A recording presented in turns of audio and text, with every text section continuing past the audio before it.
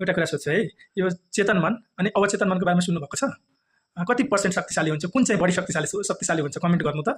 चेतन मन बढी शक्तिशाली हुन्छ कि अवचेतन मन हुन्छ? इङ्ग्लिसमा भन्दाखेरि कन्सियस माइन्ड भन्छ चेतनलाई, अनि अवचेतनलाई सबकन्सियस माइन्ड भन्छ। कुन शक्तिशाली हुन्छ र किन हुन्छ? कमेन्ट गर्नु होला तपाईँको आफ्नो मन। अनि हामीले आफ्नो ड्रिम सपना पूरा गर्नु छ भने कुन माइन्डलाई प्रयोग गर्नुपर्छ र तपाईँले अहिले बाँचिराख्नु भएको जिन्दगी सपनालाई पूरा गर्नु छ, त्योसँग सन्तुष्ट हुनुहुन्न र अहिले सोचमा भएको कुराहरू तपाईँले फरक तरिकाको लागि बाँच्न चाहनुहुन्छ भने आफ्नो सबकन्सियस माइन्डलाई यानि कि अवचेतन माइन्डलाई प्रोग्रामिङ कसरी गर्ने त भन्ने विषयमा चाहिँ यो भिडियो रहेको छ। सबभन्दा पहिलो कुरा त के बुझौँ भने चेतन मन भनेको के हो भने नि, हामीले अहिले यो भिडियो हेरिराख्नु भएको छ, सुनिराख्नु भएको छ, अहिले म बोलिराखेको छु, एकदम सोचेर सम्झेर बोलिरहेको छु नि त। यो भनेको चेतन मनले गरिराखेको काम हो है। तपाईँले यो भिडियो सुन्दै हुनुहुन्छ ध्यान दिएर, त केही काम गर्दै हुनुहुन्छ, खाना पकाउने काम अथवा लेख्ने काम, पढ्ने काम अथवा अरूसँग बोल्ने काम, त्यो सबै भनेको चेतन मनले काम गर्ने हो है। त्यो भनेको 5 देखि 10% मात्रै शक्तिशाली हुन्छ है। अर्को चाहिँ अवचेतन मन भनेको 90 देखि 95% शक्तिशाली हुन्छ। किन हुन्छ त? अब यहाँनिर कुरा आउँछ। चेतन मनले पहिला चेतन मनलाई नै क्लियर गर्न चाहन्छु। चेतन मनले जुन चाहिँ अघि भने हामीले गरिराखेको काम अनि अरूसँग त्यो त्यसमा चाहिँ के हुन्छ भने डाउट, शङ्का क्रिएट गरिदिन्छ। तपाईँले के नयाँ गर्न खोज्नुहोस्, चेतन मनले के भन्छ, यो त गर्न सक्दैन, यो त तिमीसँग यो छैन, त्यो छैन, त्यस्तो भनेर तपाईँले त्यो काम गर्नबाट, एक्सन लिनबाट रोकिदिन्छ। अथवा तपाईँको जजमेन्ट भइराखेको हुन्छ, यो ठिक हो कि होइन, अरूले के भन्छन्, यो काम गर्नुहुन्छ कि हुँदैन भन्ने कुरा चेतन मनले त्यहाँनिर अवरोध गरिराखेको हुन्छ। अनि त्यो भएर यो धेरै शक्तिशाली हुँदैन है चेतन मनले। चेतन मनले तपाईँले कुनै एक्सन लिन खोज्नुभयो, कुनै काम सोचेर गर्न खोज्नुभयो भने धेरै जसो काम चाहिँ तपाईँले गर्नै सक्नु हुँदैन, त्यो काम चाहिँ बिचबाटै छुटिन्छ। चेतन मनले त्यो काम नगर्नको लागि धेरै कारणहरू देखाइदिन्छ। अब आउनुहोस् अवचेतन मनको बारेमा कुरा गर्छु। अवचेतन मन भनेको कस्तो हो भने नि, एउटा प्रोग्रामिङ हो कि कम्प्युटरको प्रोग्रामिङ जस्तो हुन्छ नि त, त्यस्तै हाम्रो माइन्डको प्रोग्रामिङ हो। तपाईँको माइन्डमा कस्तो खालको कुराहरू प्रोग्रामिङ भएको छ, कस्तो खालको बिलिफ सिस्टम छ, कस्तो खालको सोच छ तपाईँको, त्यो कुराको आधारमा चल्ने हो है। तपाईँले कुनै कुरा सोच्नुभयो यो काम गर्छु, तर त्यो प्रति तपाईँको यदि माइन्डसेट पोजिटिभ छ, सकारात्मक छ, त्यो कुराले तपाईँको माइन्डले अवचेतन मनले विश्वास गर्छ भने त्यो सपनातिर तपाईँलाई ड्राइभ गर्छ, पुर्याउन अगाडि बढाउँछ कि अवचेतन मनले। तर त्यस्तो खालको बिलिभ छैन, तपाईँको विश्वास त्यस्तो त्यो कुरामा लाग्दैन। जस्तो आज यो भिडियो सुन्दै गर्दा तपाईँले विश्वास नलाग्न पनि सक्छ, के हो र यो चेतन मन अवचेतनमा भने चाहिँ तपाईँको बिलिभ सिस्टम त्यस्तो छैन। तर तपाईँले बुझ्न खोज्नु भयो भने अझै यो भिडियोभन्दा बाहेक पनि तपाईँले थुप्रै कुराहरू बुझ्न सक्नुहुन्छ। यो सबकन्सियस माइन्ड यस्तो शक्तिशाली हुन्छ भने नि, हाम्रो बाल्यकालदेखिको घटनाहरूको आधारमा चाहिँ माइन्डमा विभिन्न प्रोग्रामिङ गरिदिएको छ, हेबिटहरू गरिदिएको छ। यस्तो खालको केही भयो भने कस्तो खालको प्रतिक्रिया गर्ने, अब यो चाहिँ किन गरेको हुन्छ, यसको पछाडि पनि कारण छ। भिडियो थोरै लामो हुन्छ तर पक्कै पनि इन्ट्रेस्टिङ भइराखेको छ, भिडियोलाई अन्तिमसम्म हेर्नु होला। यो पनि यहीँ सेयर गरिदिन्छु। यो सबकन्सियस माइन्ड यानि कि अवचेतन मनले कसरी हाम्रो बाल्यकालको घटनाहरूलाई यो सिस्टममा गरेको हुन्छ भने हाम्रो दिमागको काम, हाम्रो मस्तिष्कको काम के हो भने इनर्जी सेभिङ मेकानिजम काम हो, ऊर्जालाई बचाउन कोसिस गरिराखेको हुन्छ। तर जब तपाईँले ऊर्जा बचाउनुको मतलब बुझिराख्नु भएको छ नि, उसले धेरै शक्ति खर्च गर्न चाहदैन कि तपाईँले धेरै काम गर्नु, एक्सर्साइज गर्न जान, काम गर्न जान दिँदैन। उसको मन त्यस्तो होइन। ब्रेनको काम के हो भने तपाईँको भाइटल अर्गनहरू, तपाईँको शरीरको अङ्गहरूलाई मात्रै चलाउन पाए हुन्छ, अरू केही नगरे पनि आरामले सुत्न पाए हुन्छ जस्तो मानेर ब्रेनले त्यसरी काम गरेको हुन्छ। तर अब यहाँनिर तपाईँले कुनै काम बारम्बार ब्रेनलाई गर्न लाउनु भयो भने, सुरुमा केही काम नयाँ काम गर्नुभयो भने, जस्तै कि सुरुमा तपाईँले बाइक चलाउँदा वा साइकल चलाउँदा होस् अथवा खाना पकाउँदा होस् अथवा जेसुकै सुरुमा काम गर्दा अथवा लेख्दा नै किन नहोस्, कस्तो धेरै मेहनत लाग्छ कि सुरुमा हामीले लेख्नै सकिँदैन अथवा केही काम गर्नै सकिँदैन। एकदम कन्सियस भएर राम्रोसँग सबै कुराहरू एकदम गाडी चलाउँदाखेरि एकदम समाएर यो यहाँ छ त्यहाँ छ एकदम ध्यान दिएर गरिराखेका हुन्छौँ नि त।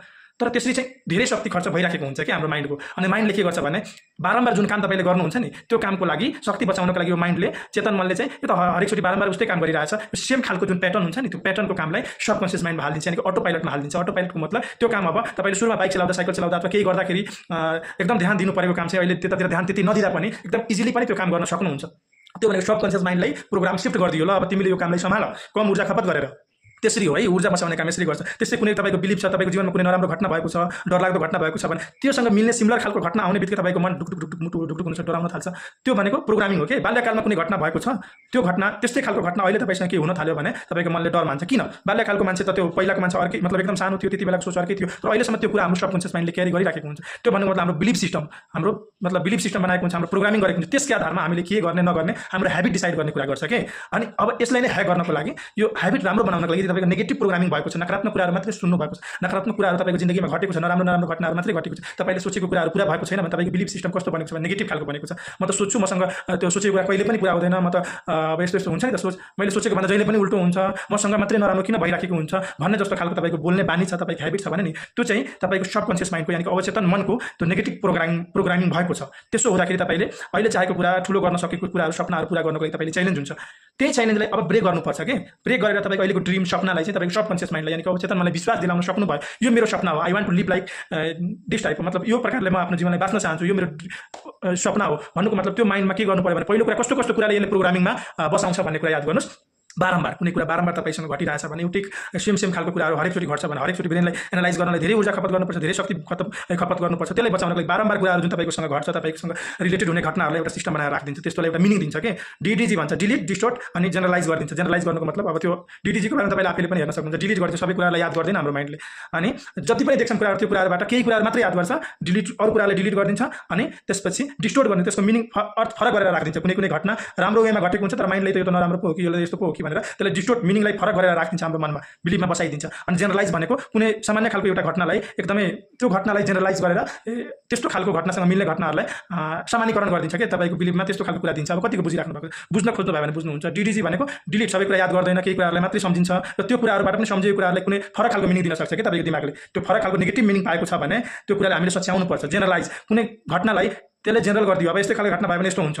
अब यसको उदाहरण चाहिँ अझै डिटेलमा पनि भिडियो लामो जान सक्छ, त्यतिमा गइन है। भन्नुको मतलब बारम्बार जुन कुरा तपाईँसँग भइराखेको छ भने त्यो कुरालाई एउटा भिजुअलाइजेसन, तपाईँले भिजुअलाइज के गरिराख्नु भएको छ, आफ्नो ड्रिम, आफ्नो मनमा कस्तो खालको सपना बाँचिराख्नु भएको छ मनले, हाम्रो दिमागले चाहिँ यो कुरा साँच्चीकै भइराखेको छ कि सपना हो भन्ने कुरा चाहिँ छुट्याउन गाह्रो पर्छ। किनभने सपना हेर्दाखेरि तपाईँले के हुन्छ, सपनामा के डर लाग्ने कुराहरू हेर्नु भयो भने मुटु ढुकढुक हुने, त्यसपछि डर लाग्ने, पसिनाहरू आउने जस्तो हुन्छ नि त। त्यो किन होला, सपनामा त्यस्तो किन भएको होला त? त्यो भनेको हाम्रो अवचेतनले थाहा पाउँदैन यो साँच्चीकै हो कि कल्पनामा भइराखेको छ। त्यही भएर कल्पना गर्नुपर्छ राम्रो कुरा, आफूसँग के राम्रो कुराहरू छ, के राम्रो हुनसक्छ। म यस्तो घुमेर आफ्नो सपना आजको मेरो दिन एकदम राम्रो भइरहेछ प्लस अफर्म गर्ने के त्यो कुराहरूले बारम्बार राम्रो आफ्नो सपना ड्रिमहरूलाई त्यो गर्नु पर्यो र फिलिङसँग जोडिदिनु पर्यो। त्यो सपना त्यो ड्रिम तपाईँको पुरा भइसकेपछि कस्तो खालको महसुस गर्नुहुन्छ त, त्यो महसुस फिलिङ पनि इम्पोर्टेन्ट हुन्छ सबकन्सियस माइन्डको प्रोग्रामिङको लागि। अहिलेको लागि 3टा कुरा मात्रै गरेँ है। पहिलो कुरा बारम्बार रिपिट गर्ने कुनै कुरालाई, अनि दोस्रो कुरा भिजुअलाइज गर्ने माइन्डबाट, अर्को कुरा एकदम फिलिङसँग त्यो कुरा पुरा भइसकेको जस्तो महसुस गर्नुभयो र बारम्बार गर्नुभयो भने तपाईँको अवचेतनले विश्वास गर्छ र त्यस्तै खालको तपाईँको ह्याबिट बनाउँछ, एक्सनको लागि तपाईँले प्रेरित गर्छ र त्यस्तै खालको अवसरहरू खोजेर ल्याइदिन्छ। तपाईँको जिन्दगीमा चमत्कार जस्तो घटना